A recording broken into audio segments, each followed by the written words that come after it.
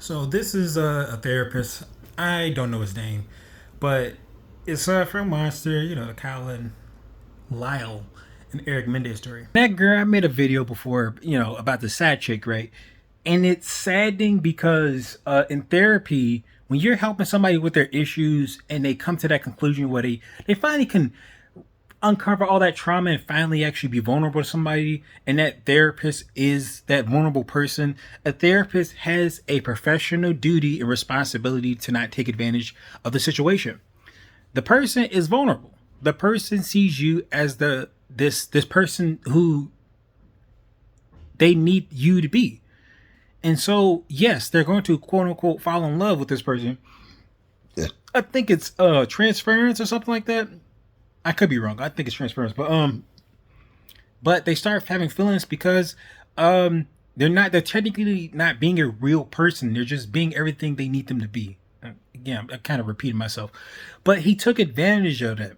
And mind you, I think sometimes this does happen, where a person like the therapist feels stuff, and I think that's countertransference.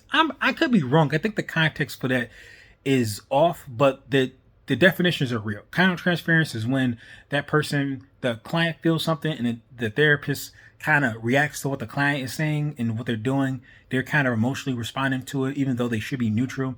And transference is pretty much the opposite. The therapist is doing something in their process in their therapy work, and then the client is reacting to it like it's a personal matter when it's technically not. It's just I guess it's just part of the process. But this guy is, I mean, it's tough to say, but it feels like they're trying to frame it like he's a bad person, and he kind of is for cheating, but that's a whole separate matter. I mean, he technically is getting these quote unquote these murders. They're not quote unquote murders. They seem to be alleged murders. Like, they did the thing, but their parents were really really terrible people. Um, the I was talking to my brother about this, and it was just like sexual assault, don't let. But like they're framing it, how he's being framed is like a bad person, like he's shiesty. And the thing is that, I mean, is it really one of these aspects where he got a side piece, but he's actually just trying to work out the situation? Is he doing this for fame? I don't know. But if I take away my bias, he kind of be sort of kind of doing the right thing. I mean, in one way, I mean, he has to keep them close, and they're keeping their enemies closer.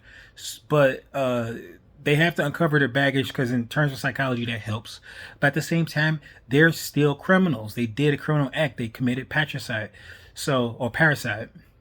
So sorry, I think that's kind of rare. I could be wrong, but I've heard that's pretty rare. But yeah, these young adults, they have to further explore this stuff that's going on, and I'm pretty sure once they do, it helps a whole lot. But again, they're still criminals. They might be rich, but they're still criminals. So it's an interesting story. I'm pretty sure they got some creative license for it, but I was just thinking to myself about this professional, how he's handling the entire situation. It's just kind of like, okay, and is this all the full truth? Maybe not really, but to a point, it might be. I mean,